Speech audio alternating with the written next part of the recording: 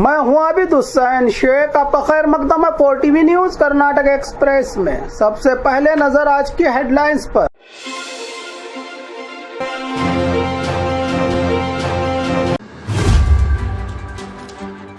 महाराष्ट्र की जोरदार बारिश का इफेक्ट, कर्नाटक के 3 जिलों में बाढ़ का खतरा।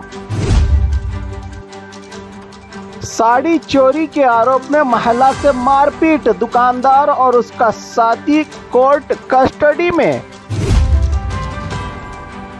बेंगलुरु ताज वेस्ट एंड होटल में हंगामा, 41 कड़वे कार्यकर्ता 14 दिन के लिए कोर्ट कस्टडी में। शहर में गुंडों का आतंक, गाड़ियों के शीशे तोड़ ड्राइवर्स से लूटमार। सरकारी बस पलटने से 15 यात्री घायल, एक यात्री की टूट गई टांग। बल्लारी में कार ठगी का मामला, 200 से ज्यादा कारें गायब, आरोपी गिरफ्तार। हर पुलिस स्टेशन को मिलेगा ड्रोन कैमरा, कानून व्यवस्था में मिलेगी मदद। धारवाड़ के क्रिश्चियन स्कूलों पर श्री राम सेना का विरोध प्रदर्शन, छुट्टी का ऐलान। बेंगलुरु के सरकारी हॉस्पिटलों में दवाइयों की भारी कमी, मरीज परेशान। बेंगलुरु में अक्टूबर से ट्रैफिक बढ़ सकती है, कंपनियों में वर्क फ्रॉम होम खत्म। अब खबरें विस्तार से।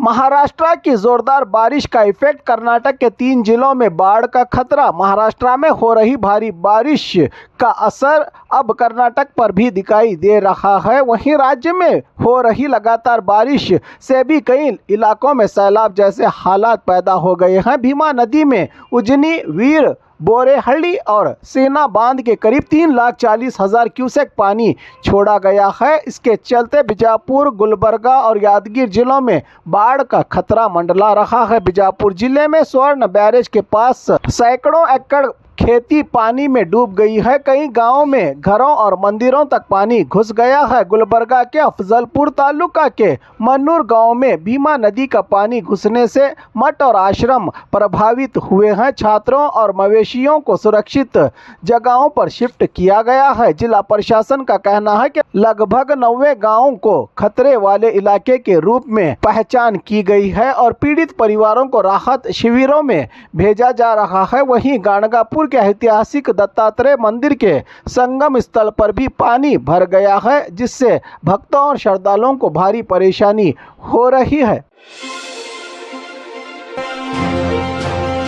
साड़ी चोरी के आरोप में महिला से मारपीट, दुकानदार और उसका साथी कोर्ट कस्टडी में। बेंगलुरु के एवेन्यू रोड पर एक चौंकाने वाली घटना सामने आई है। एक महिला पर साड़ी चोरी का आरोप लगाते हुए दुकानदार उमेद राम और उसके एक साथी महेंद्र ने सीधे तौर पर इंसानियत की तमाम हदें पार करते हुए महिला को न सिर्फ पीटा बल्कि उस पर लात से भी हमला किया। ये नज़ारा वीडियो में कैद हो गया है, जो खूब वायरल हो रहा है सोशल मीडिया पर। पुलिस के मुताबिक महिला ने सच में साड़ी की चोरियां की थी, लेकिन दुकानदार को चाहिए था कि उसे पुलिस के हवाले करता, बजाय इसके कि वो खुद कानून हाथ में लेता। मामला दर्ज होने के बाद पुलिस ने दोनों को गिरफ्तार किया है और अदालत ने उन्हें कोर्ट कस्टडी में भेज दिया है। पुलिस ने साफ खुलासा किया है कि जुर्म चाहे जैसा भी हो, अपराध अपराध ही होता है। किसी पर इस तरह गैर इंसानी सलूक करना काबिले कबूल नहीं,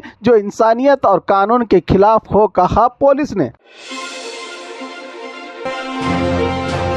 बेंगलुरु ताज वेस्ट एंड होटल में हंगामा, 41 कड़वे कार्यकर्ता 14 दिन के लिए कोर्ट कस्टडी में। बेंगलुरु ताज वेस्ट एंड होटल में जबरन घुसकर हंगामा करने के आरोप में 41 कर्नाटका रक्षणा वेदिके के कार्यकर्ताओं को अदालत ने 14 दिन की कोर्ट कस्टडी में भेज दिया है। बेंगलुरु के फर्स्ट ACMM कोर्ट ने ये आदेश दिया है। गिरफ्तार किए गए लोगों में करवे सिटी अध्यक्ष नारायण गौड़ा, धर्मराज और शिव देवता गौड़ा भी शामिल हैं। होटल में उत्तर भारत के सांसदों का एक कार्यक्रम चल रहा था। कर्नाटका रक्षणा वेदिके के नेताओं ने इसे हिंदी भाषा को जबरन थोपने की कोशिश बताते हुए विरोध किया। नारायण गौड़ा ने आरोप लगाया है कि केंद्र सरकार अलग अलग तरीकों से कर्नाटक में हिंदी भाषा को बढ़ावा देने और हिंदी बोलने वाले अधिकारियों को इनाम और सरकारी सुविधाएं देने की योजना बना रही है। पुलिस ने हंगामे के बाद सभी कार्यकर्ताओं को गिरफ्तार कर अदालत में पेश किया गया, जहां से उन्हें 14 दिन की कोर्ट कस्टडी में भेज दिया गया है। ये मामला अब राजनीतिक चर्चा का मुद्दा बन गया है। राज्य में शहर में गुंडों का आतंक, गाड़ियों के शीशे तोड़ ड्राइवर्स से लूटमार। बेंगलुरु में गुंडा गैंग ने सड़क किनारे खड़ी गाड़ियों पर हमला किया। इसी दौरान उन्होंने लाठियों से गाड़ियों के शीशे तोड़े और गाड़ी चालकों से पैसे और मोबाइल छीन लिए। ये घटना बैडरहल्ली, अय्यप्पन नगर, मादनायकनहल्ली और डोड्डबल्लापुर के इलाकों में हुई है। लगभग 20 से ज्यादा गाड़ियों के शीशे टूटने की खबर मिली है। पुलिस ने मामला दर्ज कर आरोपियों की तलाश शुरू कर दी है। घटना कब हुई इसकी सही जानकारी अब तक नहीं मिली, लेकिन पुलिस ने केस दर्ज करके आरोपियों की तलाश शुरू कर दी है।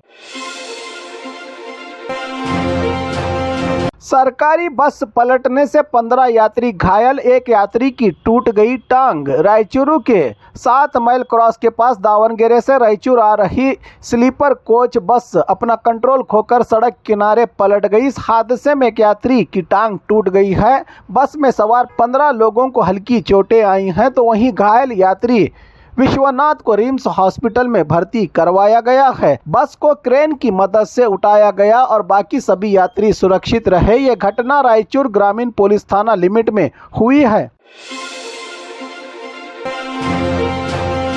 बल्लारी में कार ठगी का मामला, 200 से ज्यादा कारें गायब, आरोपी गिरफ्तार। बल्लारी में एक व्यक्ति ने लगभग 200 से 250 कारें किराए के नाम पर लेकर उन्हें दूसरों के हवाले कर गिरवी रख दिया था। मालिकों का महीने भर का किराए का भरोसा दिया गया था कार के मालिकों को, लेकिन कई महीनों से रुपया ना मिला। कार मालिकों ने जब जीपीएस से अपनी कारें ट्रैक की तो पता चला कि कारें गिरवी रखी गई हैं और आरोपी उनका गलत इस्तेमाल कर रहा था। इस धोखे का शिकार कई कारोबारी, राजनेता और बड़े लोग हुए हैं। पुलिस ने शिकायत दर्ज कर आरोपी को गिरफ्तार कर लिया है और जांच जारी है। ये घटना लोगों के लिए एक चेतावनी है कि कार किराए पर देते समय सतर्क और सावधान रहें। हर पुलिस स्टेशन को मिलेगा ड्रोन कैमरा, कानून व्यवस्था में मिलेगी मदद। बेलगाम जिले में कानून और व्यवस्था बनाए रखने के लिए सरकार के आदेश पर हर पुलिस स्टेशन को ड्रोन कैमरा दिया जाएगा। ये जानकारी जिला पुलिस वरिष्ठ अधिकारी डॉक्टर भीमाशंकर गुलेद ने दी। इन्होंने बताया कि पहले चरण में रामदुर्ग के 5 पुलिस थानाओं के स्टाफ को ड्रोन की ट्रेनिंग दी जाएगी। उसके बाद ड्रोन का इस्तेमाल भीड़ भाड़ वाले इलाकों में कानून व्यवस्था बनाए रखने के लिए किया जाएगा, कहा जिला एसपी ने। धारवाड़ के क्रिश्चियन स्कूलों पर श्री राम सेना का विरोध प्रदर्शन, छुट्टी का ऐलान। धारवाड़ में दशहरा की छुट्टी के दिन भी क्लासेस चलाने वाले क्रिश्चियन स्कूलों के खिलाफ श्री राम सेना के कार्यकर्ताओं ने विरोध प्रदर्शन किया। प्रदर्शनकारियों ने शहर के बेसल मिशन, प्रेजेंटेशन और सेंट जोसेफ स्कूल्स के सामने जमा होकर अपना विरोध प्रदर्शन करने लगे, तो पुलिस ने बीच बचाव करके स्कूल मैनेजमेंट और पेरेंट्स के साथ बातचीत की गई और स्टूडेंट्स को 7 अक्टूबर तक की छुट्टी देने का ऐलान किया है स्कूल मैनेजमेंट्स ने। बेंगलुरु के सरकारी हॉस्पिटलों में दवाइयों की भारी कमी, मरीज परेशान। बेंगलुरु के वाणी विलास हॉस्पिटल सहित कई सरकारी हॉस्पिटलों में दवाइयों की भारी कमी हो गई है। गरीब मरीज अपनी ज़रूरत की टैबलेट और दवाइयां न मिलने से परेशान हो गए हैं और मजबूरी में प्राइवेट मेडिकल से खरीदने पर मजबूर हो गए हैं। हॉस्पिटल के स्टाफ ने दवा की कमी पर सवाल पूछने पर राज्य के सीएम से पूछिए इस तरह के गैर जिम्मेदाराना जवाब दे रहे हैं। टेंडर की देरी और सरकारी सप्लाई में रुकावट के कारण दवाइयां मिलना मुश्किल हो रहा है। मरीजों और आम जनता में इससे काफ़ी नाराज़गी है, क्योंकि उन्हें फ्री दवाइयों की उम्मीद थी, लेकिन उन्हें रुपये देकर खरीदने पड़ रहे हैं। बेंगलुरु में अक्टूबर से ट्रैफिक बढ़ सकती है, कंपनियों में वर्क फ्रॉम होम खत्म। राजधानी बेंगलुरु में अक्टूबर 1 से शहर की ज़्यादातर प्राइवेट कंपनियों में वर्क फ्रॉम होम और हाइब्रिड मॉडल खत्म होने वाले हैं, जिससे शहर में ट्रैफिक और बढ़ सकती है। सड़कों पर खासकर आउटर रिंग रोड और सरजापुर इलेक्ट्रॉनिक सिटी की सड़कों पर भारी भीड़ हो सकती है। यहाँ लगभग 500 बड़ी कंपनियों के 2000 ऑफिस मौजूद हैं, जिनमें करीब 10 लाख कर्मचारी यहां काम करते हैं। Bengaluru IT company and industries association ने कंपनियों को सलाह दी है कि वो वर्क फ्रॉम होम को पूरी तरह बंद ना करें, कर्मचारियों को शिफ्ट में भेजें और सिर्फ जरूरी एम्प्लॉयज को ही ऑफिस बुलाएं, ताकि ट्रैफिक कम रहे।